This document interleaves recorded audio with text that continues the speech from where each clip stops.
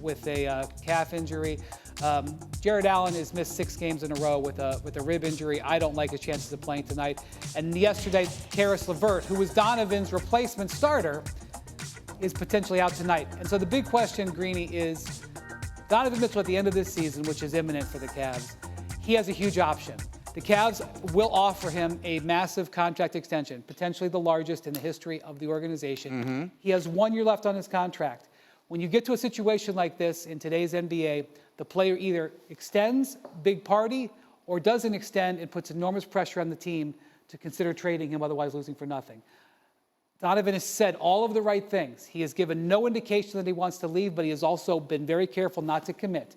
The NBA, especially beginning with what Donovan says at the end of this season, is paying very close attention because multiple teams would love to make a huge offer to the Cavs if Donovan does not choose to extend his contract. So let me stop it there for a minute. We'll get back to more windy watching in a minute. But very quickly, what we're saying is that tonight could be the last game for Donovan Mitchell as a member of the Cleveland Cavaliers. And I'll remind everyone that the legendary meme that we just showed you a moment ago, those fingers went up in the air when he was in Utah, and all of a sudden he wasn't anymore because of a very strange trade that happened. And the next thing you know, the Jazz was worried about this moment, right? Exactly. They were worried about what's happening right now. And I will point out that the Cavs, when they traded for him, knew that in the summer of 2024 it was going to be a moment of truth. They had 2 years.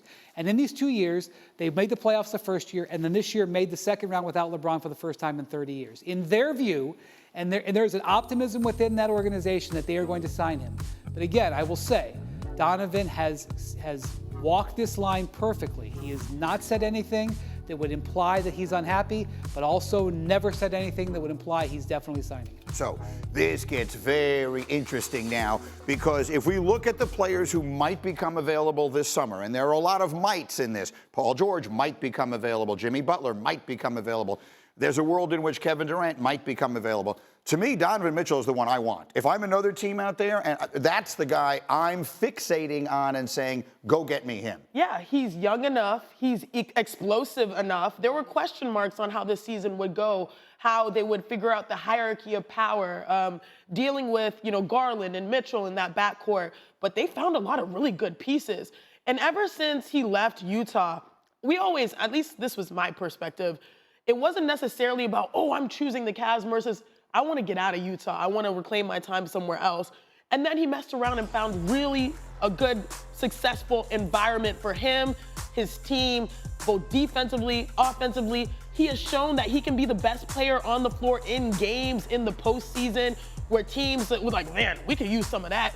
And even more so, I don't know if people realize this team was banged up here and there. He himself was banged up.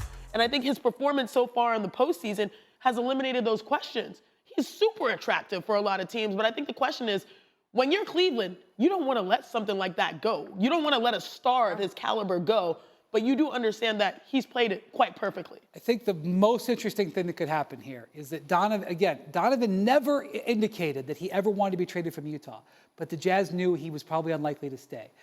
I don't think that Donovan will ever say, I don't want to be in Cleveland. So the question is, for an organization and an ownership who have lost players like LeBron, if Donovan just simply says, I love it here, and I'm not going to extend, what do? Do they roll the dice with this team again, or do they say, no way, we got to take action? And that is a huge potential question coming for June and July. Well, that was the thing you were saying, though. He hasn't said, I love it here. So that puts them in a tough spot. He's very savvy. He's very smart and very savvy, and his reputation has been unencumbered, and yet he has already been traded once. He's reached the point in his career, he will get to the point where he can now choose what he wants to do. That's what players earn, right? They play. He's played out his contract. To your point, he never forced his way out of anywhere. He's not done anything wrong, and he wouldn't be doing anything wrong. To say, I don't want to extend my contract. I want to leave my options open. I want to see next year. I've earned the right to figure out what the landscape is for me. The Cavaliers have a tough decision to make, and if I'm them, I trade him.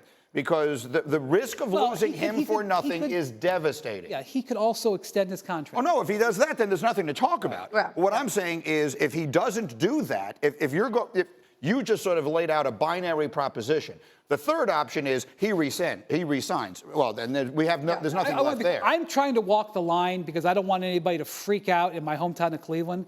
But there are a number of teams that have their offers ready. Are the Lakers one of them? They're ready.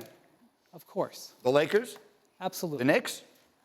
I don't think the Knicks are trying to win this Eastern Conference Understood. Series, but certainly across the river there in Brooklyn. Wanna try to boast at what I look like. Keep them down, try to wear, I pull up long range.